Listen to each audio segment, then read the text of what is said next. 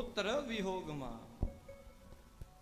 સાહેબ, મા બાપ આપણને કેટલા મોટા કરે છે.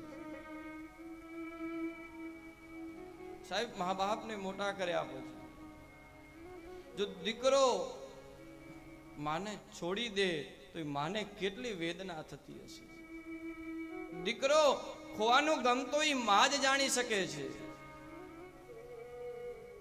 અત્યારે સાહેબ લગ્ન કર્યા પછી 25 વર્ષના આજે આપણને કરે છે, અને સાહેબ એ 25 વર્ષના કર્યા પછી આપણે મા બાપને તરછોડી દઈએ છીએ. એ માં આપણા હાટું કઈક પથ્થર પૂજી અને મને અને તમને મોટા કર્યા હોય છે. એક પતિ પત્ની કહેવાય છે કે મેળામાં જાય છે. મેળામાં જઈ મોટો મેળો ભરાય છે.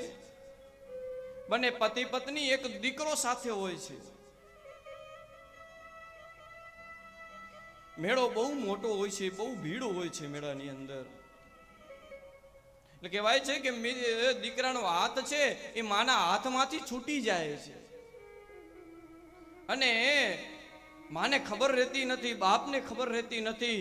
થોડોક સમય પસાર થયો એટલે પત્ની એના પતિને પૂછ્યું કે દીકરો તમારી પાસે છે? ના, તો કે મારી પાસે નથી. મને એમ કે તારી પાસે છે. તો કે મને એમ કે તમારી પાસે છે. સાહેબ, માં છે એ ગાંડી બની છે. એ જ સમયે માં દરેક જગ્યાએ દીકરાને ગોતવા લાગી છે. કહેવાય છે કે સવારથી સાંજ સુધીનો સમય પસાર થઈ ગયો, દીકરો મળતો નથી. માં સાહેબ ગાંડી અને ઘેલી થઈ ગઈ છે. માં રડતી રડતી જાણે બેભાન થવાની હાલત થઈ ગઈ હોય ને એવી માં થઈ ગઈ છે. માં દીકરાના વિયોગમાં રડી રહી છે ને પતિને કહી રહી છે કે તમે ગમે એમ કરો, મને મારો દીકરો ખપે છે. મને મારો દીકરો ગમે તેમ કરીને ગોતીને લઈ આવો. હું મારા દીકરા વગર નહીં રહી શકું. આ દ્રશ્ય એનો પતિ જુએ છે, અને કહેવાય છે કે માઇકમાં એલાઉન્સ કરાવ્યું, અને દીકરો કહેવાય છે કે સાંજના સમયે એનો દીકરો મળ્યો એટલે મા સાહેબ દીકરાને એવો વહાલ કરે, એવો વહાલ કરવા લાગી, ચુંબન કરવા લાગી. અને આ દ્રશ્ય છે એના પતિએ જોયું. ઈ કે તમે કેમ રડો છો?